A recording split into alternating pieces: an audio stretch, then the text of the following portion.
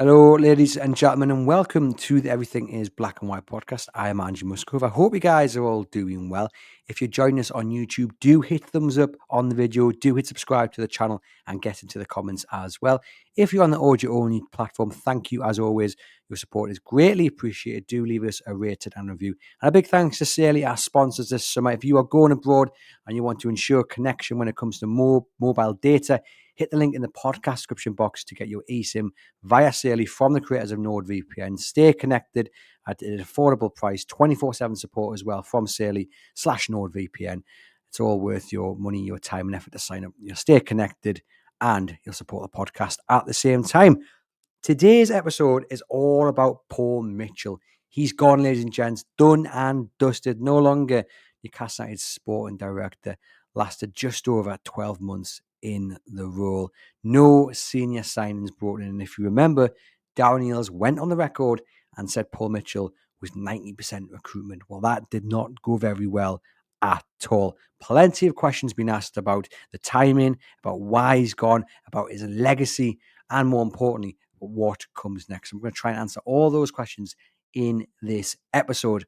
Let's take it back to the start then, because when Paul Mitchell was appointed sporting director at Newcastle United, I thought it was an absolutely fantastic appointment. People he spoke very highly of him. He had this big reputation for signing not just talented players, but emerging talents as well. Brilliant job at Monaco. Other big clubs linked to him at the time as well. It seemed like a major coup for Newcastle United. So when the news was announced that he was leaving, I have to say, I was shocked. I didn't see it coming. I know it hasn't quite gone to plan. The lack of senior signings is a big red flag, but I was still shocked that he has walked, because that is the important bit. Newcastle United have not pushed him towards the door. Paul Mitchell has decided to leave of his own accord. If anything, people you speak to suggest that Newcastle United tried to persuade him to stop in the role as sporting director. But fans, you guys watching and listening, will just be focusing on the recruitment side of things and the fact that the senior squad has not been added to during his tenure as sporting director. And that is not a very good thing to walk away from when it comes to your legacy at Newcastle United. And people will say, what are you on about a legacy? You can't have a legacy after 12 months, and you especially can't have a legacy after no senior signs. But I do think there are some things we might look back upon in 2-3 years. And you've got to remember, Paul Mitchell spoke about a 3 to 5 year project. I think in time, we might look back on a few things that he's done and go, we've got Mitchell to thank for that. You know, some really exciting talent has been signed. Antonio Cadera, Saily has another one.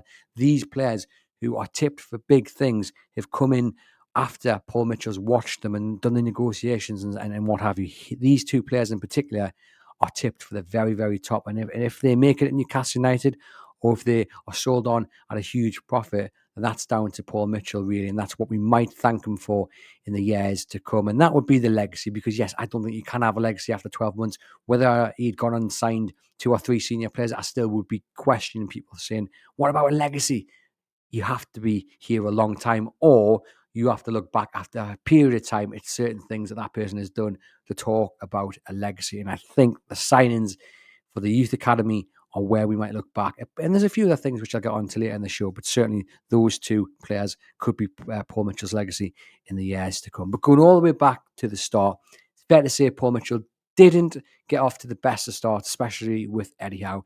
Now, we know what Eddie Howe is like. He's usually very calm and collective, doesn't really show too much emotion. But we remember that interview over in Germany where he really let it all out, didn't he? And it was very clear that he was uneasy at the lines and the potential influence that Paul Mitchell would have, the encroachment into his role, you know, because we'd seen interviews prior with Paul Mitchell where he talked about building teams in his kind of image, hardworking, etc. And you can interpret that as he likes to really have a say in how teams play, how teams are built, or he's saying that in terms of the players he signs. It's all open to interpretation. But whatever you interpret it as, it was clear Eddie Howe felt a little bit uneasy at the lack of clarity on what Paul Mitchell could do and couldn't do.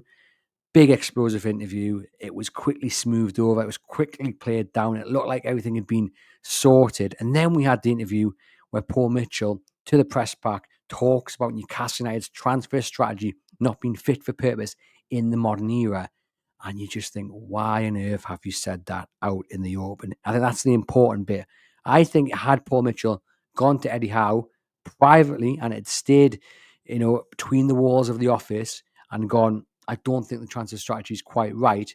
I don't think Eddie Howe would have minded. I think he would have enjoyed the debate, enjoyed the discussion, probably fought back on it a little bit, but it's behind closed doors. To say it publicly is a totally different thing. I think that was a grave error of judgment by Paul Mitchell because it just relit this assumption there was real tension between the two. And of course, Eddie Howe comes out and defends his history in the transfer market, says he backed it all, etc., etc., and quite rightly because Bruno Guimaraes, Sven Botman, all those signings done under Eddie Howe's watch, done under the old setup with Mirdad Gadussi and Amanda Staveley, working with Steve Nixon, etc., etc., and he defended it. And there are stars who have been signed under the old way. Now, is it perfect? No. Are improvements to be found? There's always room for improvement. I just think there's ways to go about voicing your concerns about something, and you certainly don't do it in the public. So that really kind of pushed everything back to the surface. And you always felt, over the last 12 months, that it was kind of a sticking plaster on the relationship rather than a found solution. We were told, no, everything's fine, they're singing off the same hymn sheet, etc., etc. But it always felt like the play was a plaster and it was very close to just coming off. It never felt like a proper solution. So maybe no surprise that he has gone, Paul Mitchell, after such a short stint. It's funny, people you speak to, once the news has come out, talk about the way he was behind closed doors. People, enjoyed working with them, enjoyed his kind of honesty and brutality when it came to voicing what he thought. People praised the fact that he didn't really walk on eggshells. He just kind of said what he wanted to say, got straight to the point. Others felt he was maybe a little bit too harsh and open and honest at times. Again, it's hard to know who to believe. You just talk to people and put their point across. He did bring in James Bunce, which I think is another thing we look back on and we have to applaud him for. There's not many things, but that is certainly one thing you applaud him for. And James Bunce is staying, and that was a little bit up in the air. Would Bunce be staying, given his mate as his left? But he is, and we've seen the benefits. We really, really have. I mean, Newcastle United at one time were absolutely stung by injuries. You think back to that Champions League campaign a couple of seasons ago, and the amount of injuries that were just building up and building up. This season just gone, less injuries. Okay, still had some. Lewis Hall is a prime example, but the players looked fitter, they looked stronger, and the lack of absence when it comes to injuries and illness, absolutely key in Newcastle. Not only getting the Champions League, but winning the Carabao Cup as well. So I for one, am very pleased Bunce is staying on. I think we've seen already in the last 12 months the benefits of having him at the club. Works well with Eddie Howe, gets on with the job, and the benefits are there for everyone to be seen. But that was a Paul Mitchell appointment. The other positive that came out of Paul Mitchell, while there were no incomings, the outgoings and the money raised, I think you've got to applaud him for as well. Miguel Almiron getting sold back to Atalanta in the MLS, and Lloyd Kelly to Juventus. Now, bearing in mind, right, Lloyd Kelly's time at Newcastle United, absolutely disastrous. Not many people in 12 months have had a worse time than Paul Mitchell at Newcastle United. Lloyd Kelly has. Awful. And yes, I know you guys watch and listen will be saying, well, Andrew, you said he had the potential to be the best free transfer ever. Okay, I did say that. I was excited when Lloyd Kelly signed. I was absolutely buzzing. People I'd spoke to said he could be playing for England within a year. Okay, it went horribly wrong. Got to Juventus, hasn't gone much better, but it doesn't matter because Paul Mitchell worked his magic and made sure that loan deal was so easily transferred into a permanent move that Newcastle United have got £20 million from him. Pure profit. Brilliant from Paul Mitchell to get that sorted, given how badly Kelly had performed in the months leading up to his January exit. So you've got to just applaud him for that. You really, really have. That's a brilliant bit of negotiation and a brilliant bit of business, and that all helps Newcastle United when it comes to that PSR wriggle room. And that's the other thing. He came in mid-transfer window. He came in July, didn't he? That was probably not a very good thing to do either. I think if I was him, I would have waited until that summer window was done and dusted. Very hard to come in midway through. We had the Mark Gay saga. Was Newcastle United led along the garden path for a little bit? Did Steve Parish play Paul Mitchell? You could argue maybe. It's hard to know without sitting in the room. I think, though, more than anything, he was a little bit stung by the whole PSR debacle that happened, having to sell Ian Anderson, having to sell Yakuba Mint, and that happened before he arrived, but Newcastle was still feeling the effects. And they're still feeling the effects today, by the way. There's no wonder they haven't signed anyone prior to June the 30th, because PSR is still a very, very real danger, although we do think they'll be fine, and there will be, of course, much more money to spend because they haven't spent anything in 3 windows. But the PSR issue definitely affected what Paul Mitchell could do.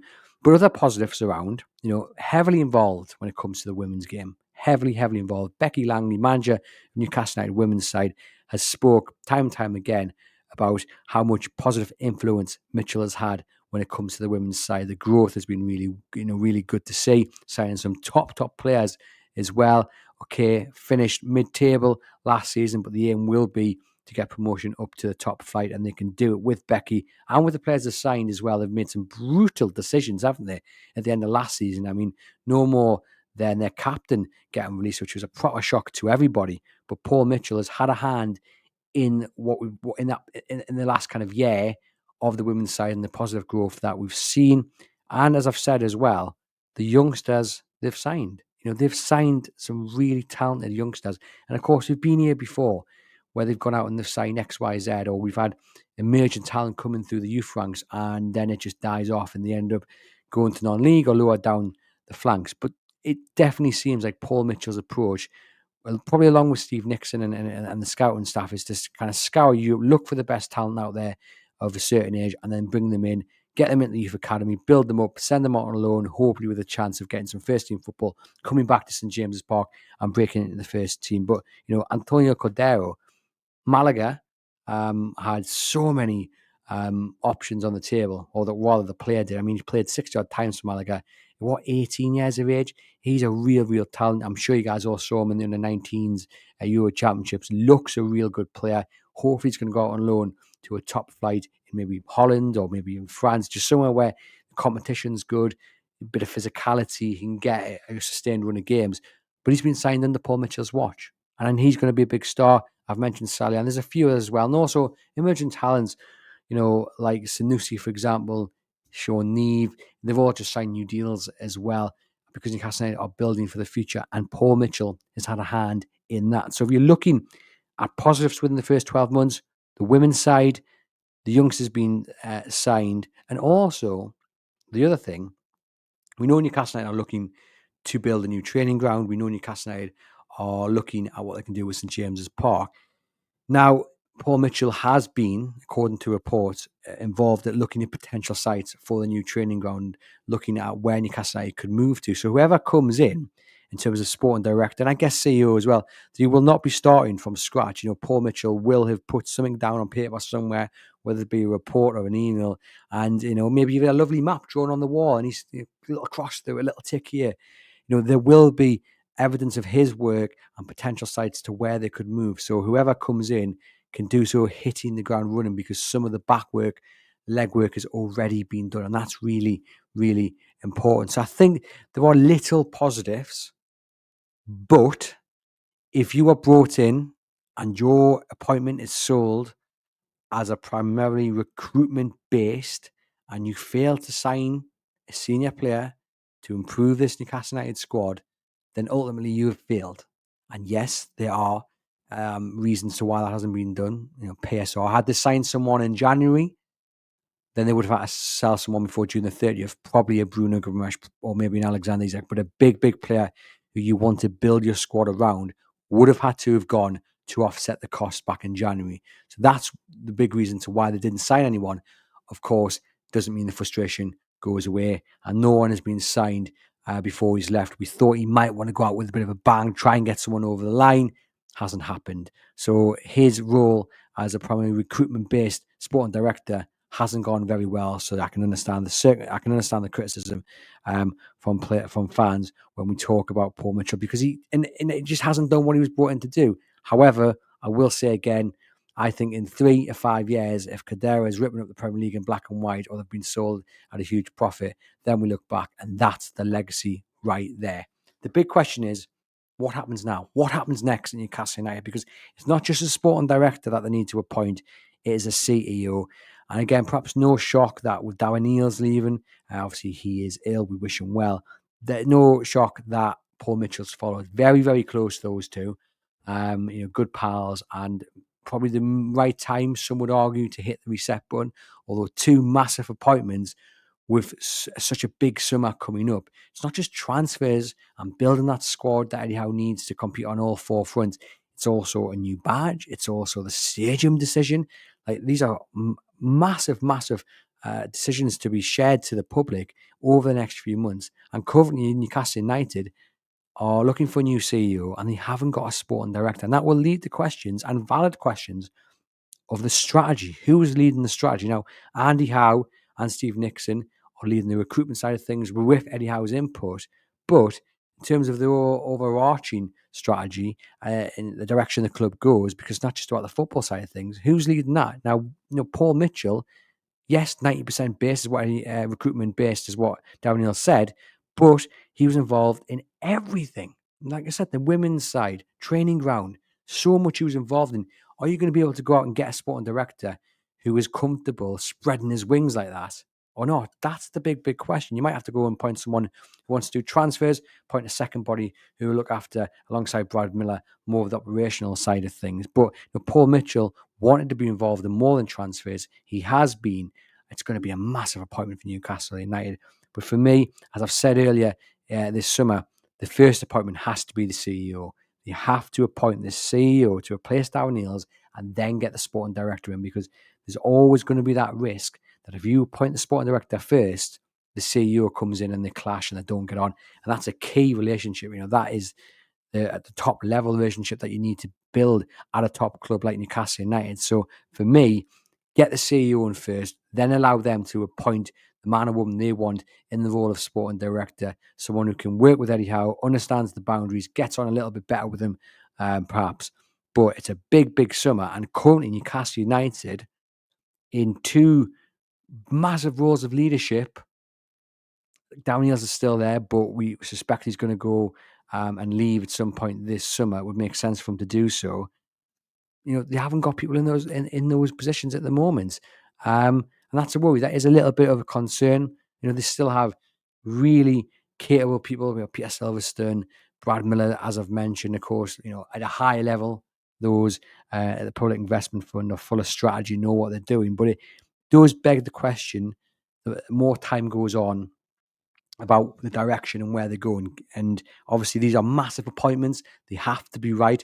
But one thing we have to hope for more than anything is whoever comes in next as sporting director manages to see out this long-term project that is always spoken about. Because Dan Ashworth came in, spoke about the long-term vision, left to go to Manchester United, and then obviously left there. Paul Mitchell came in, spoke about a 3 to 5 year project, and he's gone within 12 months. We just need a bit of stability at the top. And to be fair to Newcastle United, it's nothing they've done. Paul Mitchell leaving is not their fault.